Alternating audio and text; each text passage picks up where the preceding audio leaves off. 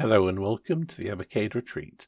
Today Blaze have released a new update for the Evercade systems, which includes a new highlight of the month, which is Worms from the Worms collection. There's no other new features to really discuss, apparently some tweaks to the Japanese language options, but other than that, it's just the removal of the old highlight of the month and the addition of the new one. The version of Worms that's free to play this month is the Mega Drive port of the original Worms.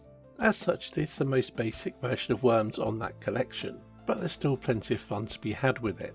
It can be a bit fiddly to get started with, getting used to how the buttons relate while navigating the menus and setting up the games and things, and there's plenty the game doesn't really tell you on screen, such as if you go to start game you select your teams, but they're automatically all set to human controlled. You have to go into the team entry and change the teams to being computer controlled, and you can change the difficulty from low, normal or high, and that's per team. If you're not already familiar with the Worms games, and perhaps even if you are, I highly recommend checking out the blog post on the Evercade website by Pete Davidson. It'll give you all the information and sort of guides around any difficulties you might have with this version or getting started with it. All that probably sounds a bit off-putting, but don't let it, because there is still the classic games Worm play here, and if you haven't played them they can be a lot of fun. Well, unless you have the attention span of an amphetamine-fueled gerbil.